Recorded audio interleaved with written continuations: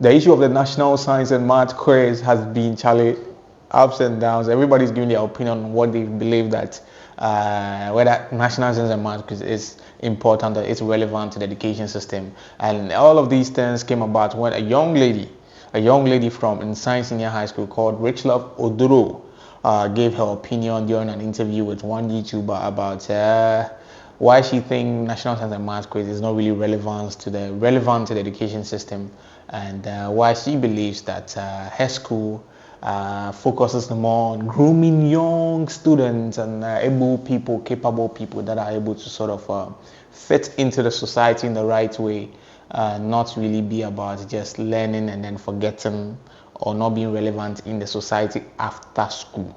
So personally, I heard something like that. That's what I got from the first conversation. She said a lot, but I think whatever she was saying, the first conversation was literally saying that National Science and Math quiz shouldn't be like something like a yardstick to actually determine which school is better than the other.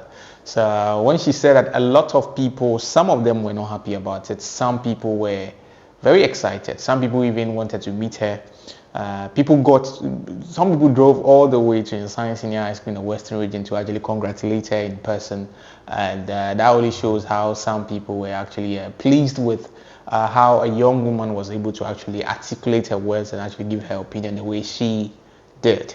Now she's back in the news again with the same interviewer, Gasha, that she has to clarify certain things because some people are actually viewing what she said as a form of demeaning the National Science and Math quiz, the whole competition itself, and she wanted to clarify herself.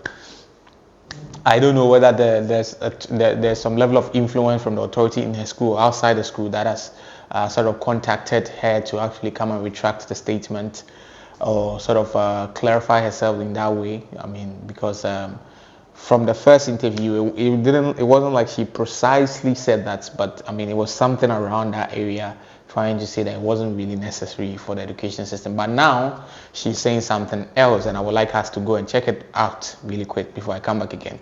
As I was reading the comments, I came across a certain comment that stated that I said the National Science and Math quiz is a bogus show. No, but are you aware it's social media?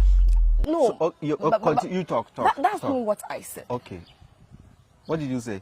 I think some people misunderstood what I said. I never said the show is a bogus show. Okay. What I said was, the National Science and Math quiz, it should not be used as a benchmark to determine whether a school is good or not. Okay. It's not bogus, but then it should not be used to say that this school is better than this one. That's what you said. That's what I said. Let's experiment.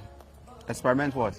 You see, let's say we have school A and school F. School A is known to be a grade A school, and then school F is a grade D school. So it's a grade F school. It's not grade D, it's grade F.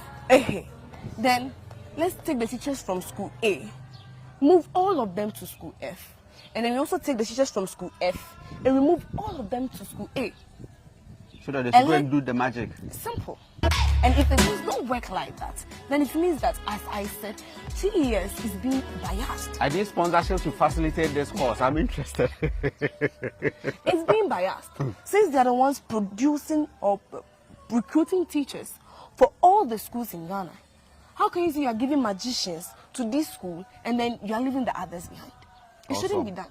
That's why I'm saying that it cannot and it should not be used as a benchmark. It cannot. That is what I am saying. Hey.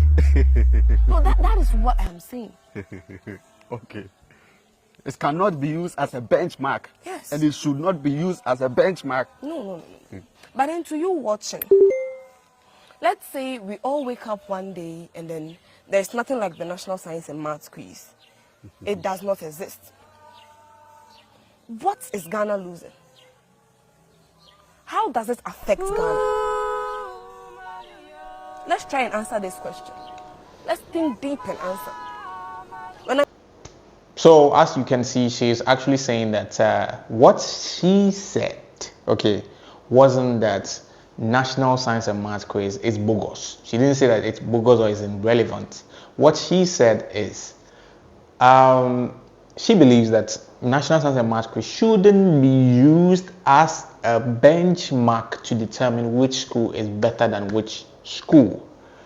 And she believes that if that's going to be said, or that's a yardstick, or that's something that should be looked at when it comes to determining which schools are better than which, then they should swap teachers from both schools. So let's say a category A school, like maybe Presec, and another school from category F should swap teachers, right? They should swap teachers. So the category A school teachers will go to the category F school, and the F school will go back to category, that kind of stuff. And when it happens that way, then the teachers will start teaching the category F school. Okay, and we should give them some time, and then they should develop. If the category F school are not able to get to that standard as the category A school, then it doesn't mean that maybe necessarily it's because of their teachers or specific or superhuman teachers that are giving them some special knowledge or teaching strategy or technique for them to sort of have that prestige or that elite mentality when it comes to which high school is the best. But with that one, I personally have an issue with that, because I believe when it comes to determining which high school is the best, I don't think it's solely based on teachers, right? There are so many factors that goes into whether a school should be class A or class B or class C or class F. Sometimes facility counts a lot. The facility that the school has, that will determine the quality of education, because sometimes when let's say you're a science student and your laboratory is not in shape, or you don't have the right apparatus sort of aid you in the practicality of whatever you are studying, then it becomes more of a theoretical kind of study, and it might not really make you or it might not really impact you as much as a school that has their science faculty or science laboratory fully furnished, right? So the facility counts, and the quality of the students, right? I believe there is not everybody that is good, academically. School-wise, some people even drop out of school and become geniuses and rich people, and will be making wild impact in the actual world. And school is basically to prepare an individual for life. It's for you to actually know what you can actually do, what you can craft with your mind or your hands to actually be able to survive in the actual life. Okay, so personally, I feel some people are naturally good with school knowledge, school intelligence, school intellectual stuff, right? And other people are rather good in life, because practically we knew some people back in school that were wild and academician, and now they are struggling a little bit when it comes to life itself. And when you flip it on the other side to challenge some people that were not so good that are doing very well in life. So I think it's not something that it's personally, I don't think it's always a straight line, right? But like I said, when it comes to determining what makes a good school, it goes beyond just teachers. Teachers are essential, teachers are vital, but it doesn't only go just teachers. Sometimes the students, because also we shouldn't forget that most of the students in this high school or in this elite school, right, schools like Presec, Kwabutwe, Wegehe, Mansites, and what have you, are students that were actually good in JSS, right? Because most of them will prefer to be in the A-class school because they are good, right? And then they naturally, because of the system, how it's actually structured, right? They will pick these good students from various campuses from the GSS level, and then they will serve them with maybe schools that are better, right? Because they sort of, it's a sort of incentive to incentivize them to learn more, because the person learned hard and then actually got good grades to enter a particular school. So the whole thing is to inspire them to actually know how to actually understand that in life, if you work hard, there are rewards to it. And then they were able to get into this school. Not all of them actually went into this school like in the way that I'm talking about. Some people actually had to pay their way. We know that people pay their way into these top schools, but regardless, and I believe that some people are naturally intelligent, some people innate. Their school intelligence is innate. So when it comes to determining which school is the highest in high school and whether the national science and math should be used as a benchmark, I think it's heavily flawed. In a way, I agree with Richlove. In a way, too, I don't agree with her. I agree with her because I believe that it shouldn't be used as the benchmark, because a lot of details go into the reason why people or young students are able to do well in national science and math quiz or in schools itself. Because maybe some schools in Ghana, their alumni are not able to sort of hold a school. Okay, like my former school, for instance, the alumni actually contributed to build a whole block, a very big block, like a very, very big block, and then they assisted in setting up basketball court, the field. They are doing a lot for the school because they are doing well in their various careers in life. But other schools don't have those kind of alumni. They are not, blessed, or they are not fortunate or privileged to have those kind of alumni that's going to support them in that way, right? So even in that side, if you are looking at it if you are comparing it from that angle, then naturally some schools will lack there, because they won't have the support system like the big schools that have the alumni doing very well, that can come back to the school to sort of help them out with facilities and a whole lot of things. And mind you, some of these alumni even go to the extent of finding ways to inspire the teachers to actually teach better through giving them or increasing their salaries and stuff. National science and math quiz too, in a way, it's a bragging right for most of the alumni, because when they meet, everybody wants to show that, okay, yeah, my school won the national science and math quiz. So most of them invest in that aspect of the school. My school, for instance, recently set up a national science and math quiz classroom, like a block for that only, like how the other top schools have done. So it's like they want to have the bragging right to be able to say, okay, we won this.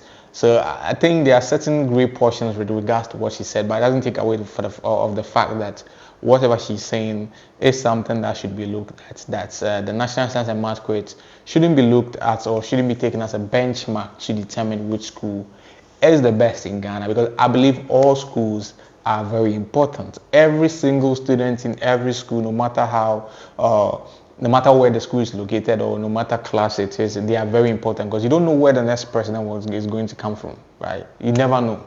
The next president of Ghana, you never know which school the person is going to come from. So some of these things that I think is natural. Sometimes it's going to be there. We are going to talk about it, but I think it's natural and it's something that it's there. Like there are certain things, no matter how you talk about it, practically you cannot change it, because it's a group mentality and it's a group tradition that people would start to give a certain level of respect to schools that are doing well in the national science and math quiz than other people that are not doing so well. So it's going to be a very tough thing to change, but it's a conversation that should be looked at, and I think the focus of education should be focused on how to prepare the kids for the actual world. And I think national science and math quiz is a way to sort of incentivize the young kids to learn more. Okay, so some of these kids that are able to go through national science and math quiz come out and they have offers. They have very good offers from foreign institutions and a whole lot. And after that, you realize that it sort of gives them some leeway, above their friends and colleagues in life, because they were able to, win a certain award like national science and math quiz. So I think she has a point, but I think we shouldn't throw away the national science and math quiz entirely, because it has its place, it has its purpose, it has its function, and it's also playing a good role in the educational system. And generally it's also playing a good role in nation building in a certain kind of way. You understand? Yes. So that's what Richlove Oduro has for us with regards to her comment on national science and math quiz, and how she feels, or she felt like other people are taking her words wrongly, so she had to come and clarify herself well. With that one said, I will end today's edition of Trends on KDM. The name remains Donald, but not Trump. I'll see you on the other side.